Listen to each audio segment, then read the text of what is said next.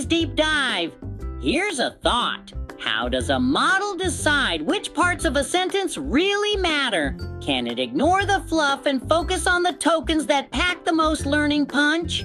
Selective language modeling tackles exactly this. It's not just about skipping the easy parts. It's about dynamically figuring out which tokens are worth the effort and prioritizing them during training.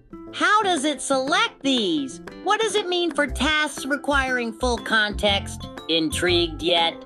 Let's hop right in.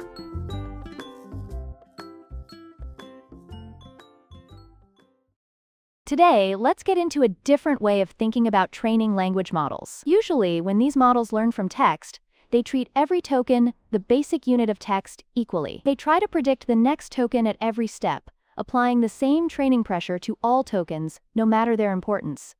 But is that really the best approach? The paper here argues it's not. It introduces something called Selective Language Modeling, or SLM for short. Check out what they do. Instead of using every token, they filter tokens based on how useful they are for learning. They score each token with a separate reference model, and if a token looks helpful, they keep it. Otherwise, they skip it. By doing this, they train their new model, called Rho-1, in a more focused way. For example, on tough math tasks, Rho-1's accuracy can jump by up to 30%. This suggests that focusing on the right tokens can make a big difference, rather than just throwing all tokens into the mix. Now let's look at the results. If you flip to figure 1 here, you'll see a comparison of how quickly models learn when using SLM. On the left side, there's a 1B parameter model pre-trained on open web math. With Rho-1, this smaller model reaches the baseline's performance about 10 times faster and then surpasses it by about 16%. On the right side, for a larger 7B model, Rho-1 is still about 5 times faster and again ends up 16% better than the baseline. Why does this matter? Because it shows that you can get better results using fewer training steps. In other words, SLM's selective approach seems to produce more efficient learning. Now let's move to figure 2. Look at the left side. In the standard approach, the model sees every token and tries to learn from all of them. But not all tokens are useful. Some are noisy or just too easy. On the right side, you'll see the SLM approach, where only certain tokens are kept. They're highlighted in green.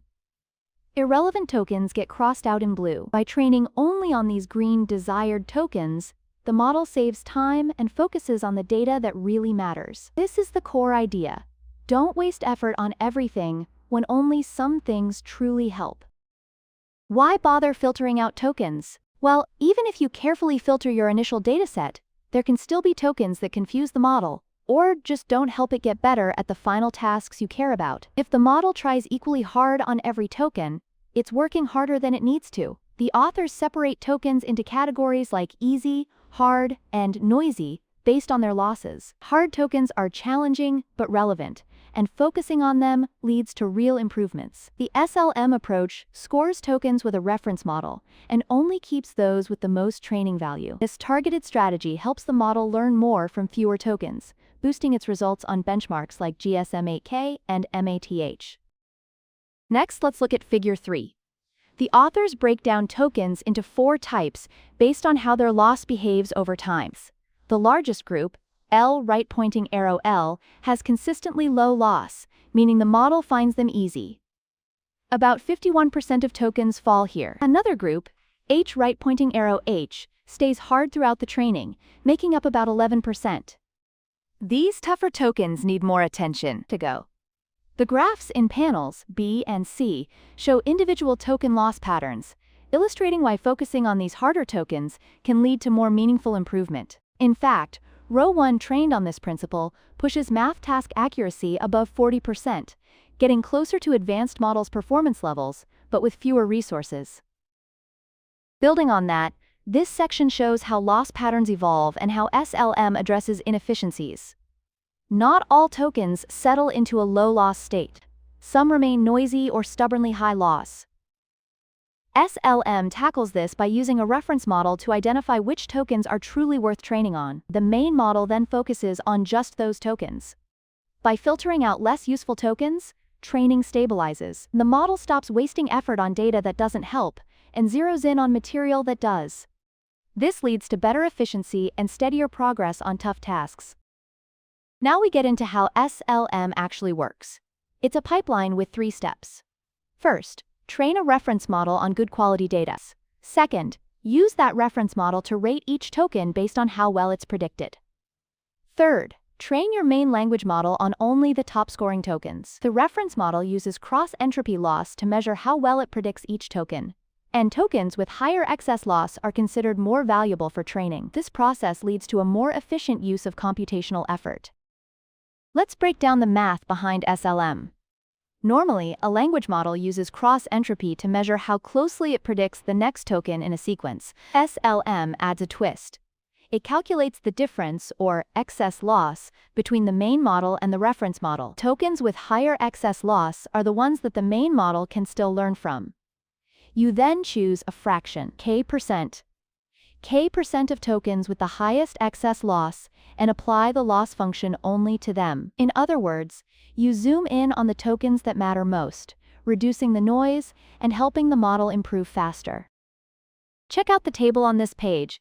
It compares different models like Tiny Llama, QN 1.5, and Rho-1 Math on math reasoning tasks. You'll see that Rho-1 Math can achieve solid performance with fewer tokens compared to something like DeepSeek Math. And in continual pre-training scenarios, Rho-1 Math outperforms Tiny Llama-CT by a sizable margin on math datasets. Even at the 7B scale, Rho-1 Math hits around 40.9% accuracy on average, and it does so with fewer training tokens. This shows that SLM's token selection can improve math tasks' efficiency.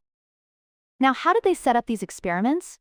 They created a math reference model using about 0.5 billion math-related tokens, combining synthetic and curated data. For general pre-training, they used 1.9 billion tokens from sources like Tulu version 2 and OpenHermes 2.5. Both the 1B and 7B models were trained for a few epochs, with specific learning rates and sequence lengths. Importantly, the reference model and the pre-training model start from the same architecture, keeping things consistent. This setup helps ensure that comparisons are fair and that improvements come from SLM, not from other tricks.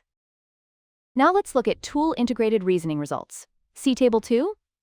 It shows that Rho-1 Math outperforms baseline models on tasks like SVAMP, ASDIV, and GSM8K. For pre-training, they used the Open Web Math dataset with 14 billion math-related tokens.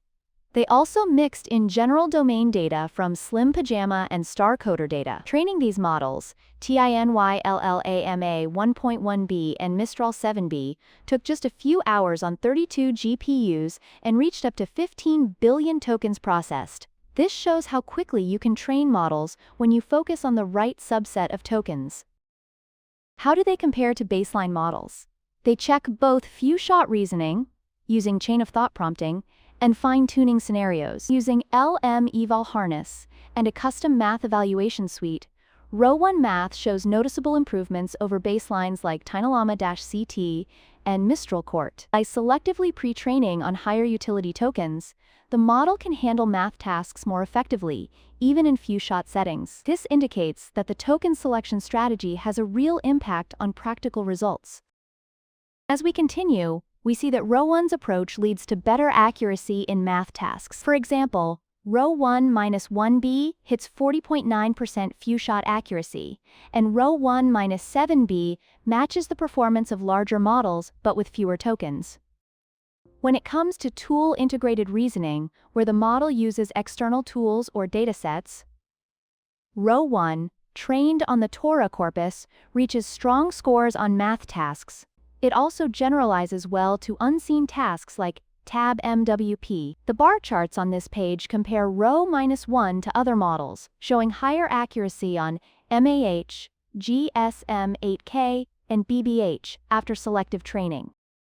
Moving on, we see the effects of SLM in general pre-training and self-reference. By continually pre-training on 80 billion tokens with SLM, there's an average improvement of around 6.8% across various benchmarks, and more than 10% gains in code and math tasks. Figure 5 illustrates these benefits.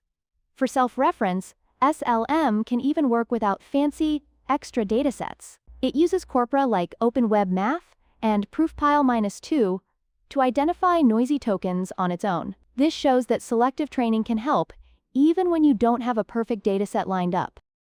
Now let's dig deeper into how self-reference plays out. Table 3 shows different scoring functions and their impact on token selection. Combining these scoring functions boosts performance on multiple benchmarks. Figure 6 gives a view of token loss dynamics. Look at graph A. Selected tokens reduce loss faster than the baseline. In graph B, downstream token loss also drops more quickly. And in graph C, we see that unselected tokens remain higher loss for the baseline, suggesting the baseline wastes effort. Together, these figures show that picking better tokens leads to more efficient training. Figure 6 on the previous page and Figure 7 here highlight how focusing on high excess loss tokens pays off. When the model reduces loss on these selected tokens, it sees improvements in performance that follow a kind of power law pattern. Look at Figure 7. Tokens chosen by SLM clearly help. Unselected tokens don't improve performance as much. The main takeaway? You don't need to optimize everything, steps top. Just give attention to the right tokens, and you'll get better results with fewer steps. On Figure 7, notice how as the model reduces loss on the selected tokens, accuracy on GSM-8K and MATH goes up. Meanwhile, reducing loss on unselected tokens doesn't offer the same benefit. The bottom left graph shows perplexity of these selected tokens getting steadily better over training. The bottom right graph explores how adjusting the fraction of selected tokens affects accuracy. There seems to be a sweet spot where selecting a certain percentage of tokens leads to the best gains. This underlines that being picky about which tokens to train on can really help. Now, check out Figure 8. It shows token perplexity over different training checkpoints. Some tokens start out tough, high perplexity, but then get much easier as the model focuses on them. There's a double descent pattern, where perplexity gets worse before it gets better. Figure 9 shows how the token selection ratio matters. Including around 60% of tokens seems to strike a good balance between performance and efficiency. Wrapping up, the idea is that by focusing on challenging yet meaningful tokens, you get a more efficient training process. You lower loss on the right tokens, use less compute, and still maintain or even improve performance. Finally, the authors summarize their findings.